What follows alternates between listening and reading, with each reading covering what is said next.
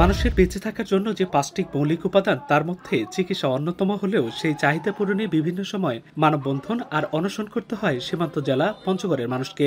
বছরের পর বছর চিকিৎসকের দাবিতে আন্দোলন করে আসলেও তার সুফল এখনো মেলেনি। ১০০ শয্যার পঞ্চগড় আধুনিক সদর হাসপাতালের চিত্র এটি। নাজুক অবস্থায় চলছে চিকিৎসা সেবা। ৩৭ জন চিকিৎসকের পদের বিপরীতে কর্মরত রয়েছেন মাত্র ১৬ জন।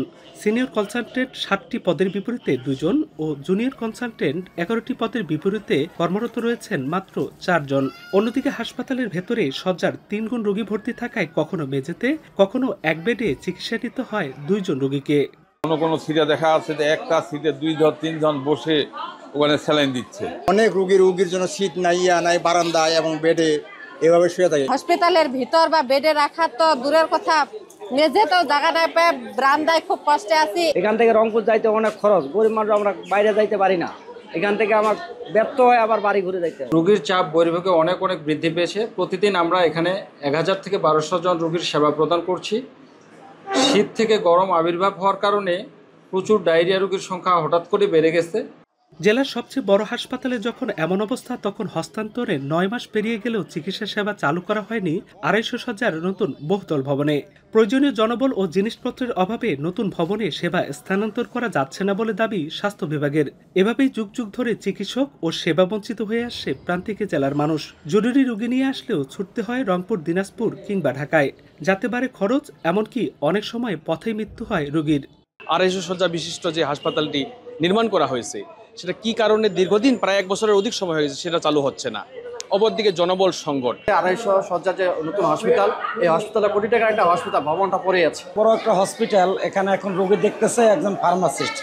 একজন ফার্মাসিস্ট তো আর আসলে ডাক্তার না, সে যদি রোগী দেখে তাহলে রোগীর চিকিৎসা কতটুকু মানের ব্যাপার আছে। ডাক্তার স্বল্পতার জন্য আমাদেরকে আউটডোরে বসে রোগী দেখতে হচ্ছে। পার ডে প্রায় ৩৫০ বা ৪০০ মতো পেশেন্ট আমাদের দেখতে হয়, যেটা অনেক পেইনফুল। সিভিল সার্জন বলছে ২৫০ শয্যার হাসপাতাল চালু করতে জনবল ও প্রয়োজনীয় জিনিসপত্রের চাহিদা মন্ত্রণালয়ে পাঠানো হয়েছে।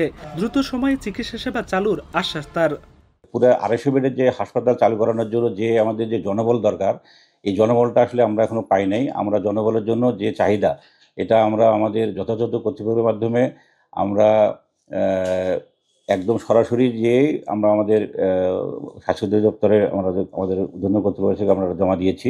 জনবলটা আমরা যদি পেয়ে যাই, ইনশাল্লাহ আমরা খুব তাড়াতাড়ি হয়তো বা নতুন বিল্ডিংটা আছে এটা আমরা শুরু করতে পারবো। ১০০ শয্যার পঞ্চগড় আধুনিক সদর হাসপাতালকে ২৫০ শয্যায় উন্নীতকরণের কাজ শুরু হয় ২০১৮ সালে। কাজ শেষে ২০২৪ সালের জুনে হস্তান্তর করা হয় নতুন হাসপাতালটি।